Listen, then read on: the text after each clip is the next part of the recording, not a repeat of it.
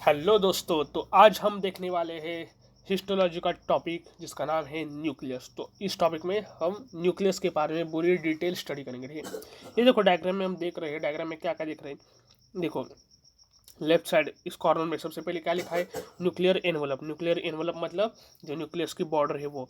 उसके बाद क्या है, क्रोमैटिन कंडेंस्ड फॉर्म में, ब्रैकेट में कंडेंस लिखा है। तो जो है मतलब ऐसे लाइन लाइन दिख रहे हैं, ठीक है, ऐसे जिगजैग लाइन, तो वो क्या है, क्रोमैटिन है। उसके बाद न्यूक्लियोलस, जो न्यूक्लियस के अंदर है वो उसको क्या बोलते हैं, न्यूक्लियोलस।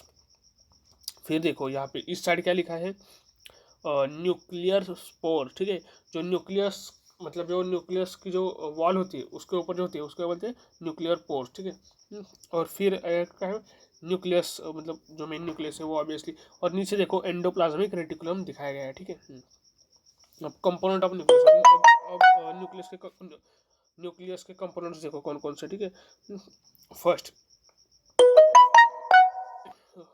फर्स्ट कंपोनेंट कौन सा है, न्यूक्लियर मेम्ब्रेन। ठीक है, न्यूक्लियर मेम्ब्रेन मतलब जो न्यूक्लियर की वॉल होती है वो। सेकंड क्या है, क्रोमैटिन। ठीक है, सेकंड क्या है, क्रोमैटिन। Third nucleolus.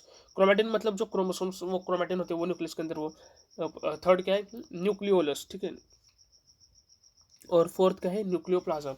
न्यूक्लियोलस मतलब न्यूक्लियस के अंदर जो बाकी के जो मतलब कंटेंट होते हैं उसे न्यूक्लियोलस बोल देते हो। ओके, और न्यूक्लियोप्लाज्म मतलब जो प्लाज्मा फ्लूइड होता है न्यूक्लियस के अंदर उसे न्यूक्लियोप्लाज्म बोलते हैं। ठीक है, ये देखो सेल दिखाई गई है, न्यूक्लियस सेल है, उसके अंदर ये डार्क ब्लू कलर का न्यूक्लियस है, उसके अंदर न्यूक्लियस के जो कंटेंट मतलब क्रोमैटिन, ठीक है, न्यूक्लियोप्लाज्म, न्यूक्लियोलस, ठीक है, न्यूक्लियर एनवलप, ये सब दिखाए गए हैं। ठीक है, न्यूक्लियर मेम्ब्रेन इस टाइप से।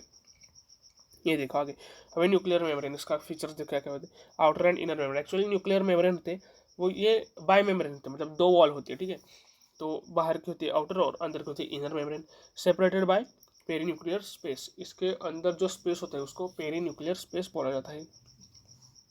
ये देखो इस तरह से। ठीक है, तो आउटर मेम्ब्रेन, ठीक है, inner membrane, perinuclear space, ठीक है, न्यूक्लियर लैमिना, और यहाँ पे क्या होते हैं, वॉल पे राइबोसोम्स होते हैं। ठीक है, न्यूक्लियर पोर कॉम्प्लेक्स।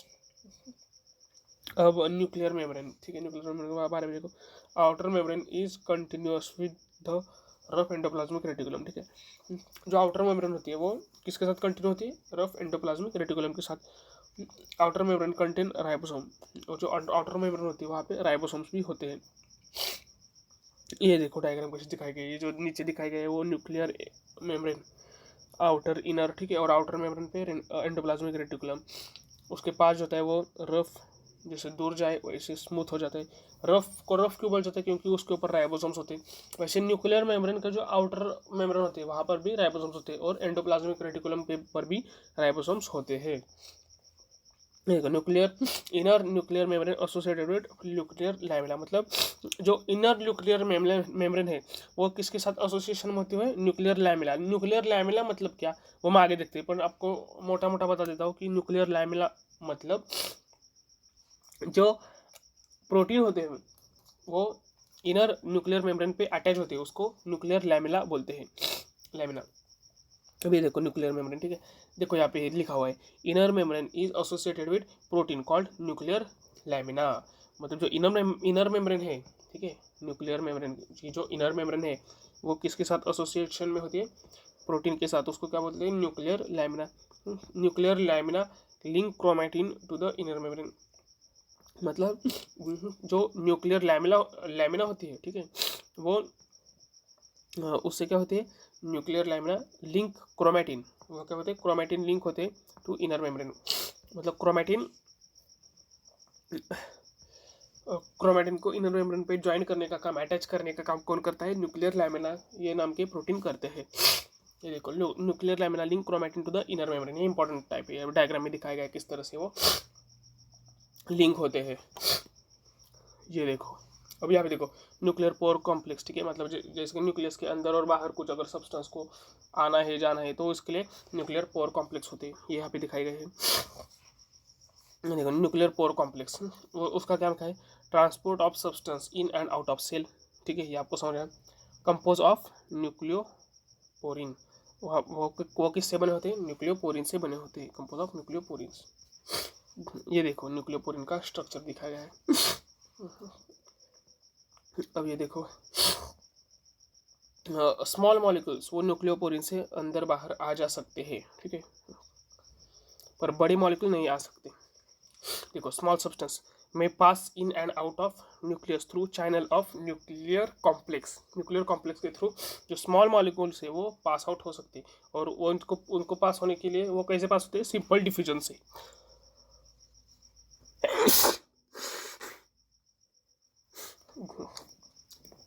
हमें देखो ये प्रोटीन है, बड़ा मॉलिक्यूल है, तो ये पास आउट होगा क्या, न्यूक्लियर पोर से नहीं होगा।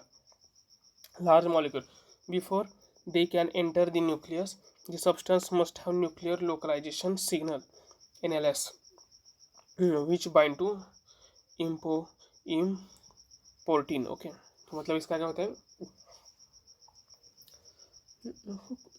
न्यूक्लियस मतलब लार्ज जो सब्सटेंस थे वो एंटर होने से पहले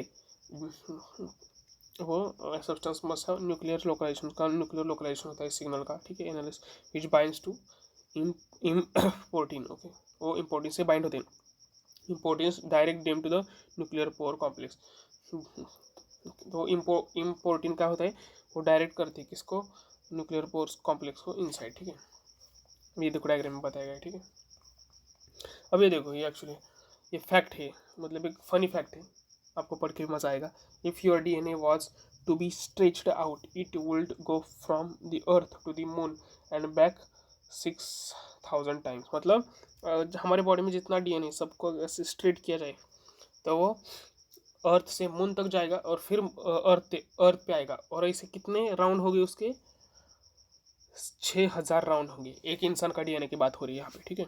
देखो DNA and histone, DNA is wound around positively charge protein called histone. ये तो आपको पता है, हिस्टोन पे DNA वाउंड होता है, ठीक है। ये देखिए DNA packaging into chromatin and chromosome. DNA देखो पहले DNA है, उसके बाद हिस्टोन आ गया, हिस्टोन को बाइंड हो गए, ठीक है, फिर क्रोमैटिन फाइबर आ गए, ठीक है, फिर क्रोमैटिन फाइबर से आगे क्रोमोसोम्स आ गए, और ऐसा क्रोमोसोम बनता है इस तरह से। देखो इसकी एक्चुअली लेंथ कितनी होती है ये दिया गया है। DNA कितने थे, 2 नैनोमीटर, फिर हिस्टोन कॉम्प्लेक्स की 11 नैनोमीटर, फिर हिस्टोन जो ब्रीड्स होती है, मतलब उसको क्या बोलते हैं, न्यूक्लियोसोम। यहाँ पे लेफ्ट साइड देखो नाम लिखा गया है, मतलब देखो फर्स्ट नाम क्या है, straight region of DNA double helix, उसकी कितनी है 2 नैनोमीटर। फिर जो सेकंड है bead on string form of chromatin, उसकी कितनी 11 नैनोमीटर।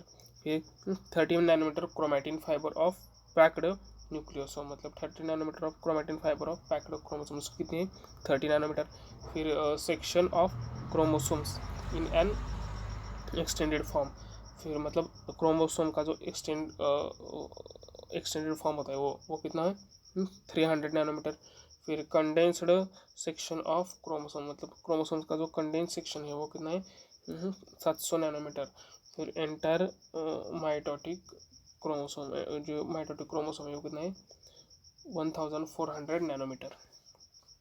ये देखो इस तरह से हेलिक्स हिस्टोन कॉम्प्लेक्स वो तो इसको मतलब क्या बोलते हैं, न्यूक्लियस बीड 8 हिस्टोन मॉलिक्यूल, मतलब 146 न्यूक्लियोटिड पेयर्स ऑफ DNA, ठीक है। तो इस तरह से ये देखिए न्यूक्लियोसोम, ठीक है, तो compose of DNA and 8 histone molecule called octamers. Okay, nucleosome में क्या आता है, न्यूक्लियस में DNA एंड 8 हिस्टोन मॉलिक्यूल्स होते हैं, उसको ऑक्टामर्स बोलते हैं, और इन सबको एक साथ मिला के न्यूक्लियोसोम बोलते हैं।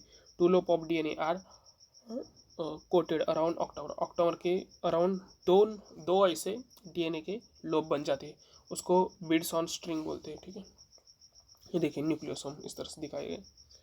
Each nucleosome consist of cluster of 8 histone protein around which DNA is wrapped 2 times, 2 times. इस तरह से देखो एक न्यूक्लियोसोम है, इसके अंदर ये हिस्टोन ऑक्टामर हिस्टोन है, ठीक है, 8 हिस्टोन कॉम्प्लेक्स होते हैं, और फिर DNA। एक्चुअली हमने 8 देखा ना, देखिए compose of DNA and 8 histone molecule, ठीक है, उसको ऑक्टामर बोलते हैं। तो 8 हिस्टोन मॉलिक्यूल और इस सबको मिला के न्यूक्लियोसोम बोलते हैं, ठीक है। 30 nanometre chromatin fibre composed of nucleosome देखो 30 नैनोमीटर क्रोमेटिन फाइबर मतलब क्या, composed of 6 nucleosome forming 1 turn of coil, मतलब 6 न्यूक्लियोसोम से क्या बनता है, एक कॉइल का टर्न बनता है, ठीक है, उसको 13 नैनोमीटर क्रोमेटिन फाइबर बोलते हैं। ये देखो इस तरह से ऑक्टेमर है, model of chromatin structure 30 nanometre fibre, देखो इस तरह से हिस्टोन ऑक्टेमर वगैरह ये सब डायग्राम में दिखाएगा, आपको समझ आएगा। देखो यहाँ पे लेफ्ट साइड में लिखा है 30 नैनोमीटर, तो उसकी जो लेंथ होती है इसकी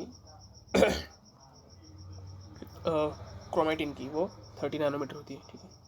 ये देखो इस तरह से 30 nanometre chromatin fibre composed of nucleosome, ठीक है। Bead on string 10 nanometre chromatin fibre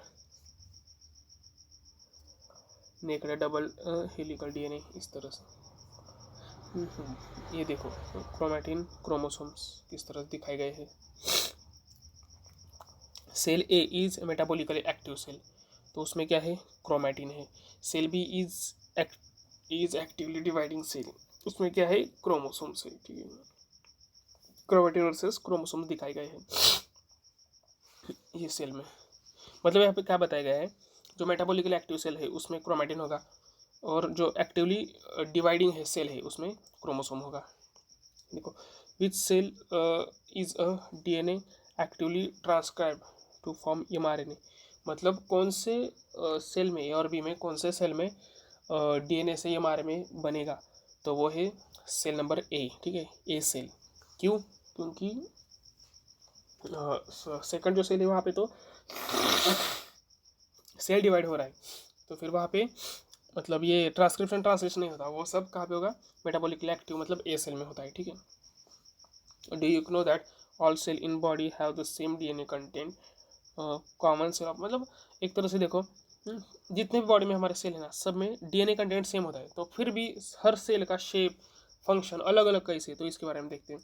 तो इसका ये रीज़न है, देखो जीन है, ठीक है। अब इसमें देख क्या है, अल्बुमिन है, कोलेजन है, ट्रांसफरिन है, इलास्टिन है, ठीक है, मतलब अलग अलग जीन शो करने वाले कैरेक्टर्स, मतलब कौन से जीन से अल्बुमिन दिखेगा, कोई जीन से कोलेजन दिखेगा, कोई जीन से ट्रांसफरिन दिखेगा, कोई जीन से इलास्टिन दिखेगा, इस तरह से। अब देखो हिपेटोसाइट है, तो फिर लीवर की सेल, तो उसमें क्या होगा, तो कोलेजन है और ट्रांसफरिन है, ठीक है, तो वो ऐसे मतलब क्लोज होंगे, मतलब पैक होंगे, ठीक है। मतलब एक तरह से यहाँ पे डार्क और लाइट देखो, ये जो हिस्टोन के अराउंड जो डीएनए उसका ट्रांसक्रिप्शन नहीं होता, ठीक है। जो ऐसा सिंगल मतलब सिंगल जो आपको थ्रेड दिखाई दे रही है, सिंगल जो वायर दिखाई दे रही है यहाँ पे नीचे डायग्राम में, तो उसका ट्रांसक्रिप्शन है। जो पैकिंग है हिस्टोन के अराउंड उसका ट्रांसक्रिप्शन नहीं होता। तो देखो कोलेजन के नीचे पैक ट्रांसक्रिप्शन है, ट्रांसफरिन के नीचे पैक ट्रांसक्रिप्शन है, और अल्ब्यूमिन और इलास्टिन के नीचे सिंगल वायर है। तो अल्ब्यूमिन और इलास्टिन जो डीएनए है उसका ट्रांसक्रिप्शन होगा और फिर वो अल्बुमिन और इलास्टिन कैरेक्टर शो करेगा सेल में, ऐसा होता है। देखो हिपेटोसाइट, देखो यहाँ पे आप सब ठीक से समझाएगा। ये जो डार्क ब्लैक डॉट है, ठीक है, तो वहाँ पे क्या है, कोलेजन है, इलास्टिन है, ठीक है। ये देखो कोलेजन इलास्टिन, ठीक है। एक्चुअली मेरे यहाँ पे गलती हो गई, ये जो हिस्टोन के अराउंड जो डीएनए पैक हुआ है वो इलास्टिन के नीचे है, तो इलास्टिन शो नहीं होगा। ट्रांसफरिन के नीचे तो मतलब सिंगल वायर है, तो वहाँ पे ट्रांसक्रिप्शन होगा और वहाँ पे ट्रांसफरिन शो होगा। तो देखो यहाँ पे कोलेजन दिखाई गया, इलास्टिन वो का है डार्क, ऐसा डार्क कलर दिखाया गया है, तो डार्क है इसलिए वो हिस्टोन से साथ वाउंड है, ठीक है। न्यूक्लियोसोम वहाँ पे ट्रांसक्रिप्शन नहीं होगा, लेकिन ट्रांसफरिन है, अल्बुमिन है, वो ऐसे लाइट जगह पे लाइट मतलब ऐसे दिख रहे, मतलब फेंट दिख रहे, तो वहाँ पे सिंगल थ्रेड है, तो वहाँ पे उसका ट्रांसक्रिप्शन होगा। तो ये हो गया हेपेटोसाइट में। स्किन में देखो, अब स्किन में तो क्या हमें कोलेजन दिखाई देता है, ठीक है, और इलास्टिन भी दिखाई देता है। तो फिर डार्क जो है, मतलब जहाँ पे ऑक्टेन हिस्ट क्या डार्क मतलब हिस्टोन कॉम्प्लेक्स है, वहाँ पे कौन कौन से हो गए, किस किस के जीन हो गए, तो वो ट्रांसफरिन के हो गए और अल्बुमिन के हो गए, और कोलेजन और इलास्टिन के सिंगल थ्रेड हो गए जहाँ पे ट्रांसक्रिप्शन पॉसिबल है, इसलिए हमें स्किन में कोलेजन और इलास्टिन दिखाई देते हैं। ये देखो क्रोमेटिन, 2 टाइप ऑफ क्रोमेटिन, हेट्रोक्रोमेटिन और यूक्रोमेटिन। देखो हेट्रोक्रोमेटिन जो है वो क्या है, dense clump under light microscope, वो डेंस दिखते हैं, हेट्रोक्रोमेटिन डेंस दिखते हैं। यूक्रोमेटिन देखो less coiled portion of the chromosome, वो लेस कॉइल होता है। When highly transcribed gene are located, मतलब जहाँ पे ज़्यादा यूक्रोमेटिन जो होते हैं वहाँ पे ज़्यादा ट्रांसक्राइब जीन होते हैं, मतलब वहाँ पे ज़्यादा ट्रांसक्रिप्शन होता है। Not evident under light microscope, appear clear between area of heterochromatin, मतलब दो हेट्रोक्रोमेटिन के बीच ऐसे यूक्रोमेटिन साफली वेरी क्लियरली दिखाई देते हैं। ये देखो जो डार्क है से ये एक सेल का मतलब फोटोग्राफ है, जो डार्क ब्लैक ब्लैक कलर दिख रहा है वो क्या है, हेट्रोक्रोमेटिन। जो फेंट वाइट कलर है वो है यूक्रोमेटिन। देखो heterochromatin can be marginal chromatin, okay, जो रेड कलर में दिखाया गया है, मतलब जो बॉर्डर मार्जिन मतलब बॉर्डर बॉर्डर पे होता है, ठीक है, वो क्रोमेटिन भी हेट्रोक्रोमेटिन हो सकता है। सेकंड क्या है, न्यूक्लियोलर एसोसिएटेड क्रोमेटिन, मतलब ब्लू कलर में जो न्यूक्लियस के आजू बाजू है वो न्यूक्लियर एसोसिएटेड क्रोमेटिन है। और थर्ड है कैरियोसोम्स, कैरियोसोम मतलब ग्रीन में दिखाया गया है, जो सेल में इधर उधर है डार्क ब्लैक ब्लैक, उनको कैरियोसोम बोलते हैं, ठीक है। ये देखिए take note, cell with lightly stained nuclei are more active in protein synthesis than those condensed dark nuclei, मतलब जो सेल जिन सेल का न्यूक्लियस लाइटली स्टेन होता है वो मोर एक्टिव होते हैं किसमें, प्रोटीन सिंथेसिस के बारे में वो मोर एक्टिव होते हैं किससे, दैन दोज कंडेंस, जो ज़्यादा कंडेंस होते हैं डार्क न्यूक्लियस होता है उनसे ज़्यादा ये लाइट जो है वो ज़्यादा एक्टिव होते हैं। ये देखो मेल और फीमेल के एक्स और एक्स मतलब ये उनके ये दिखा गया सेक्स क्रोमोसोम्स, फीमेल में कौन से है एक्स और एक्स, मेल में कौन से है एक्स और Y. Female only need one X chromosome, the other one is inactivated, मतलब फीमेल को सिर्फ एक क्रोमोसोम की ज़रूरत पड़ती है, जो दूसरा होता है वो इनएक्टिव फॉर्म में होता है। सेक्स क्रोमेटिन यानी कि Barr body of sex chromatin क्या होता है, in female that is X X, one X chromosome remain highly coil and visible while other one is uncoil, मतलब एक जो क्रोमोसोम होता है, दो दो एक्स एक्स क्रोमोसोम है, उनमें से जो एक है वो ज़्यादा कॉइल होता है, ठीक है, वो ज़्यादा हाईली कॉइल होता है और वो विजिबल होता है, और जो दूसरा होता है वो अनकॉइल होता है, ठीक है, वो ज़्यादा कॉइल नहीं होता। टाइटली कॉइल, डार्क में देख क्या लिखा है, tightly coiled x chromosome is the sex chromatin, ठीक है, मतलब जो टाइटली कॉइल जो एक्स क्रोमोसोम होता है, ठीक है, वो सेक्स क्रोमेटिन होता है, ठीक है। In male the X chromosome is uncoiled, male में क्या होता है, एक्स क्रोमोसोम होता है वो अनकॉइल होता है। तो देखो एक्चुअली मतलब ना ये एक्चुअली न्यूट्रोफिल, मतलब ब्लड में जो न्यूट्रोफिल, इओसिनोफिल, बेसोफिल, मोनोसाइट, लैम्फोसाइट, ये क्या है, मतलब WBCs के टाइप है, ठीक है।